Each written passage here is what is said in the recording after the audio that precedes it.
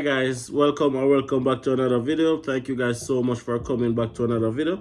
And if you're new here guys, welcome to the Andersons family. If you haven't already subscribed to this channel, consider hitting that subscribe button. How fast can we get to 10,000 subscribers? We can't do it without you. And all the persons who have already subscribed, persons who are always here, welcome back to another video guys. Thank you guys so much for being here. Don't forget guys to also smash that like button. Really helps out the video, and drop a comment guys. Drop a flag, let me know where you're watching from. That's always very important to me. Drop your flag and let's have a conversation down in the comment box about the topic that we will be talking about today. So as the title of this video suggests, I'll be talking about the fact that I did come to Canada broke. We did a video about it in the past, but we're just doing another video for all the newbies. If you guys don't know, I wouldn't say consultancy services because I'm not a consultant, you know that. I'm not an immigration consultant, not an immigration affiliate, lawyer, none of the above. But what I do, I share my journey unfilteredly on a one-on-one basis. So if you guys want to reach out to me or not, the link is right in the video description. You can just click on that link that says Calendly. Choose the service that you want. I would be happy to connect with you guys. I was actually connected with someone recently and actually motivated me to do this video again, where I share my journey about coming to Canada, the funds that we had, and what was that process like. So if you're seeing my face for the first time guys, my name is Dems. I'm a Jamaican who migrated to Canada as an international student back in 2019 with my lovely wife, who came as a temporary foreign worker. I almost forgot. And my daughter who came on a visitor's record. Now, we came to Canada, guys, and before coming to Canada, we were living in Jamaica and we were both working, but we weren't earning a lot of money. We were just a regular middle class family, living paycheck to paycheck a lot of times, having bills, regular family. We didn't have much support in terms of family members who could rely on to give us some, extra money to kind of fat up the kitchen a little bit. It was pretty much on our own, right? Now, in deciding to come to Canada, guys, we made this decision in 2019. I'd say probably March or, well, we got married February of 2019, which is very important to note. And after our wedding in February, we started seriously considering moving. But if you guys know anything about weddings, especially weddings in Jamaica, they are very expensive. So we had already spent a lot of money to get married. So we were pretty much now in recovery mode.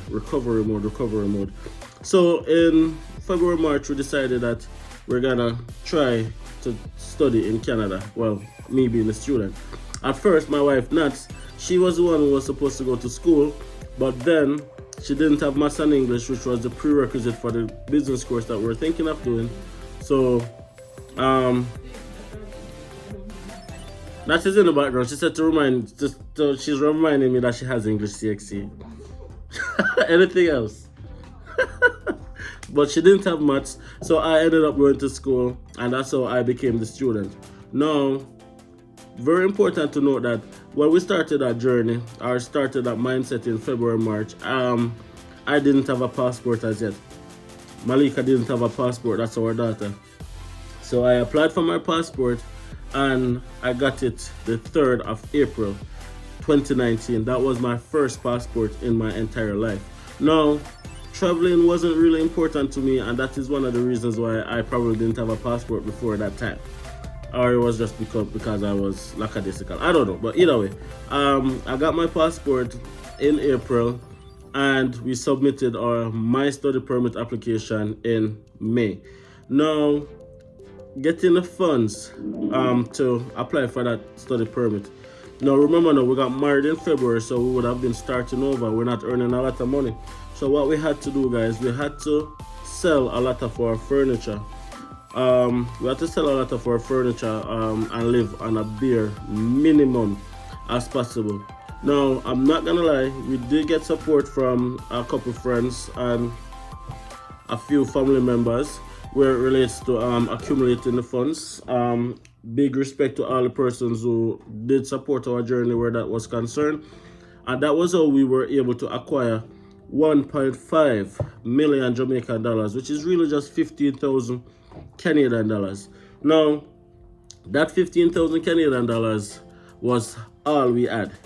Now, from that 15,000 Canadian dollars, we had to buy plane fare for myself, for Nats, for Malika, and for Nat's mom, who was gonna join us in Canada for the purpose of taking care of Malika while we go to school and work and transition into the new society.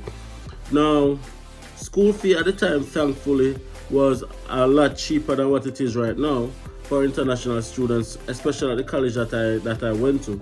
If you guys don't know already, I went to Grand Prairie Regional College, now known as Northwestern Polytechnic, located in the beautiful city of Grand Prairie, Alberta.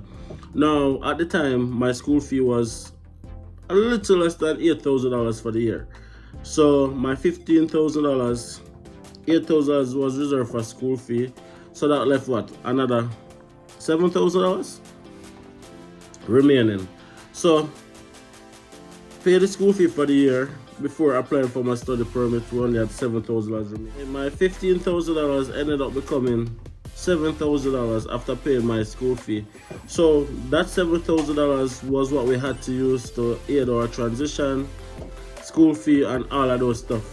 Now guys, here's a part that is really fascinating. So at the time I had a car in Jamaica. I had a Nissan Tiida 2012 Atbred in Jamaica. If you don't know what Atbred means, it means that is one of the most stolen cars in Jamaica.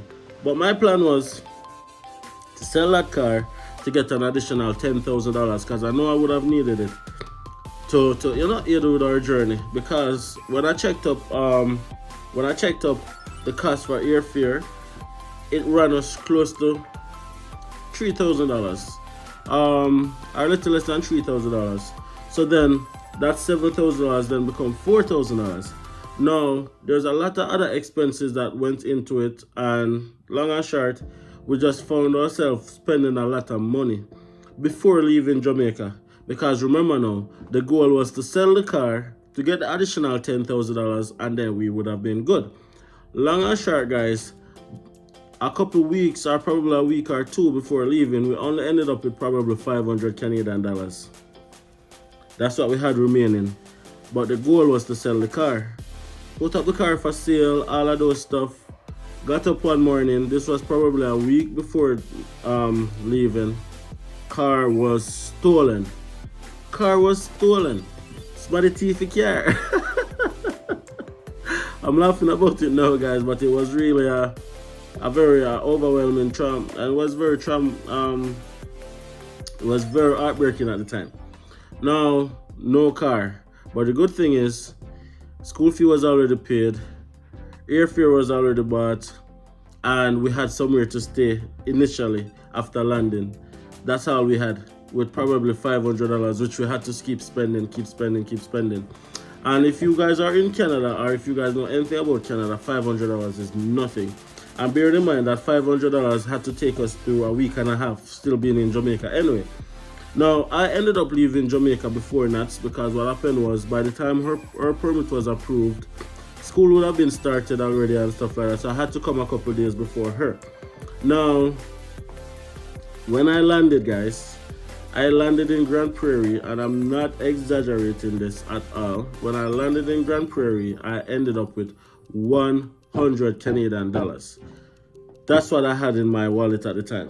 100 Canadian dollars. Jobless, clueless, full of anxiety, not knowing how things is gonna work out or anything of the sort. I ended up with 100 Canadian dollars. But you know what is even more interesting? My first act of business was to go to the Western Union and send back that $100 to Nats so that she could have some money when she was traveling with Malika, because Malika was only 2 years old at the time, and $100 is nothing. Now, I landed in Grand Prairie on the Friday, and Nats was scheduled to leave Jamaica on the Monday to land in Grand Prairie on the Tuesday. So it wasn't a lot of difference with the time, it was just a couple of days. And throughout that period of time, I was completely broke. I had no money throughout that period of time. Just going through the motion. As I said, the good thing was that we had somewhere to lay our head, and we had somebody to receive us for that period of time, which actually helped out very much. Otherwise, I'm not sure what we would have been able to do, because we would not have been able to afford any hotel, anything like up to start. So sending that money to Nuts, and this is gonna sound very funny, but probably not funny, but I was a nervous wreck for the entire period of time while Nats was in Jamaica and going through the airport, because one of the questions that the immigration officers will probably and very quite possibly ask you to do is to prove that you have enough funds to transition. If we were asked that question, we would not have been able to prove it. We would not have been able to prove it, and that's just the truth. So thankfully, the universe actually just made it quite seamless for us to transition. And that was something that we are very grateful for, because we could have been asked, I could have been asked, Nats could have been asked to sign into our online banking to show proof of funds. Thankfully, we were not asked that question, and we were able to enter Canada. And yeah, this is now our home. We're now permanent residents, and we're now just doing our best to just make it in life. But the point I'm trying to make is we came to Canada with only $100, and I'm not even exaggerating the fact that it was tough. Now, coming to Canada with only $100, it simply means that we had to hit the ground running immediately. So we had a plan, and that was the most important part of it. And the plan was to start working immediately. Now, bearing in mind, guys, I have never traveled. I got approved on a Virgin passport. Nats has never traveled before. This was our first time traveling in our entire life. We have never traveled before. We didn't know what to expect. We didn't know how easy, we didn't know how hard it would have been to get a job. Now, luckily, Nats landed the Tuesday, and we walked into an office the Thursday. She got offered the job on the spot, and she started working the Monday. For me, I landed on the 4th of September, and I started working probably the 16th of September. So it didn't take us long. So with that income now, we started to transition. But with that transition, it became even tough, because Nats had to be doing 2-3 jobs at one point, and I had to be delivering pizza after school.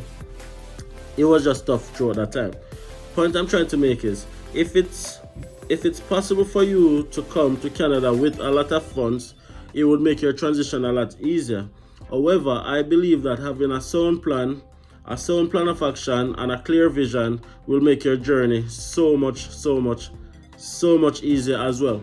Now, I always say this, guys. Migrating is 95% mindset and 5% financial. So it simply means that you can have as much money and still fail, and you can have as little money and still succeed, because it all comes down back to what your mindset is, your goal. What is your intention, and how you're gonna go about actually accomplishing these goals and these plans that you have made for yourself. Now, we have shared our journey quite recently, being in Canada for 4 years. What would we have done differently? Definitely try to have more money or protect the car more, alright? But long and short, I believe that our journey was tailor-made for us. It taught us a lot of valuable lessons that we're able to share with you guys, so that you guys can have a lot smoother transition than we had. Now, when we landed, we didn't have anybody to teach us how to get things done. And by that, how to get a job, how to go and start out a SID number, how to get a phone plan, how to get a bank account, how to get all of this stuff. We had to figure that out on our own. And yes, we almost get scammed, because if you don't know, Canada is a country that once you get a phone line, your phone starts ringing 24/7. We didn't know that at the time. So ultimately, we almost got scammed as well, because we were learning all of those journeys, how to get a car, how to register your car, how to get your driver's license, how to integrate into school, how to deal with the fact that you are now a minority. All of these things are things that we had to learn on our own, and now we have learned it, so now we can teach others how to navigate their transition. But it's very important to know, guys, that Canada is very much different now than it was in 2019. Things are a lot more expensive now, and what was relevant then is not even relevant anymore. So still do your own research, still research where you're going, look for job opportunities, look for accommodation availability, cost of housing, big deal. Cost of rent, big deal. Look at all of these factors and then make a decision. Alright guys, so that was our journey. If you're new here, hopefully this video is a little bit enlightening for you guys, so you guys can know our backstory, how we came to Canada, and also how you too can come to Canada, right? If this video is any way helpful to you guys or made you think of something that you didn't think about before, hit that like button. It really helps us out. Subscribe to the channel as well, guys, if you haven't subscribed already, and drop a comment. All right guys, see you guys in the next video.